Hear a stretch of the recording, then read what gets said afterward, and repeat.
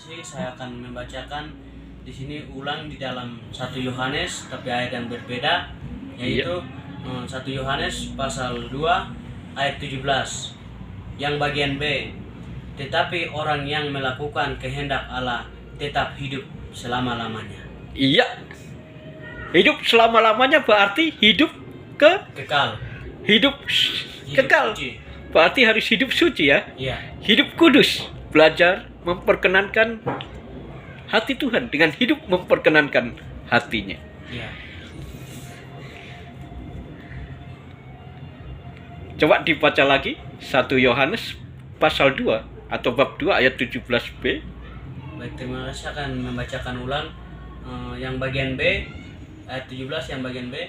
Tetapi orang yang melakukan kehendak Allah tetap hidup selama-lamanya. Amin. Ya, amin. Untuk hidup selama-lamanya berarti kita harus tidak mengikuti dunia ya. Di 17a itu kan kita mengikuti dunia. Ya.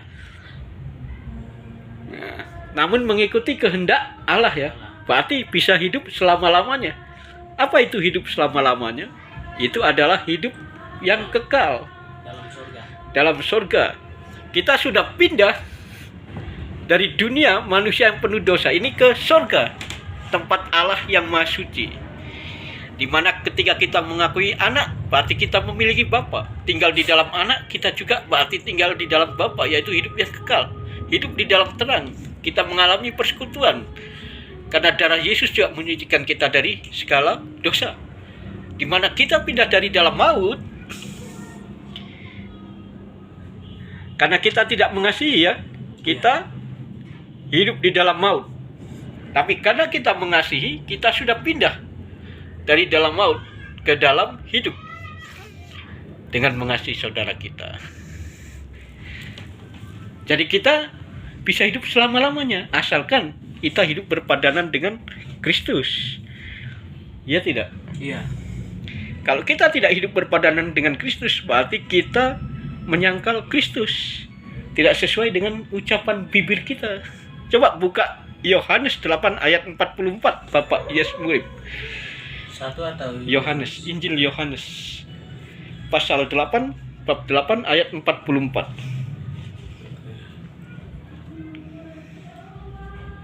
Injil Yohanes pasal 8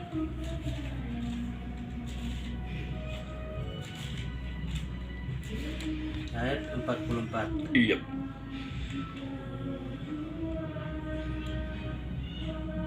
Baik, terima kasih.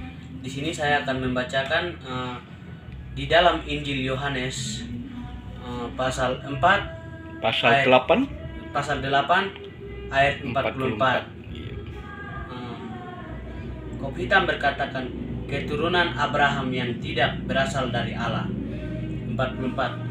Iblis yang menjadi bapamu dan kamu ingin melakukan keinginan-keinginan bapamu. Ia adalah pembunuh manusia sejak semula dan tidak hidup dalam kebenaran, sebab di dalam dia tidak ada kebenaran. Apabila ia berkata dusta, ia berkata atas kehendaknya sendiri, sebab ia adalah pendusta dan bapa segala dusta. Terima kasih.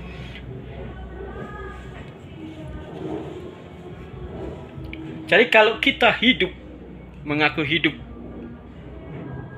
di dalam kebenaran, namun kita tidak mengikuti kebenaran, berarti kita pendusta. Iya. Kita bukan mengikuti Allah yang terang, yang Maha Suci, namun kita justru mengikuti iblis, setan penipu itu ya. Betul. Karakter kita tidak mencerminkan karakter Tuhan, tapi kita ngomong kepada orang-orang kita anak Tuhan. Pola pikir kita masih mengikuti pola pikir yang lama, dan kita sudah bicara bahwa kita adalah pengikut Kristus. Kita harus malu atas hal itu, karena kita sedang menyalibkan Tuhan untuk kedua kalinya, mempermalukan nama Tuhan.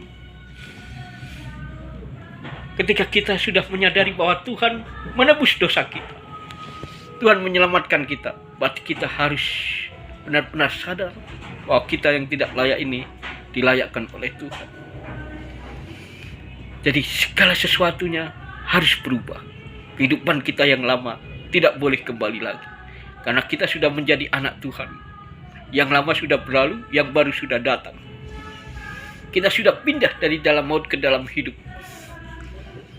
Ini menjadi suatu kesukaan bagi kita. Kesukaan itu bukan senang-senang saja. Namun kesukaan itu harus dibagikan dengan perubahan hidup kita. Dengan perubahan pola pikir kita, dengan perubahan gaya hidup kita. Yang dulunya mungkin tidak rajin menjadi rajin. Yang dulunya menunda-nunda menjadi lebih bertanggung jawab lagi di dalam hidup. Yang dulunya tidak mau belajar, harus lebih cinta belajar lagi. Amin. Harus lebih semangat di dalam bekerja lagi. Harus berkobar-kobar. Harus menyala-nyala dan harus berapi-api. Karena di dalam kobaran dan nyala-nyala api ada semangat yang tidak bisa memutuskan kita. Sehingga kita tidak akan berhenti berkarya sampai Tuhan datang sebagai persiapan kita mencontoh 5 perempuan yang bijaksana yang selalu membawa minyak cadangan.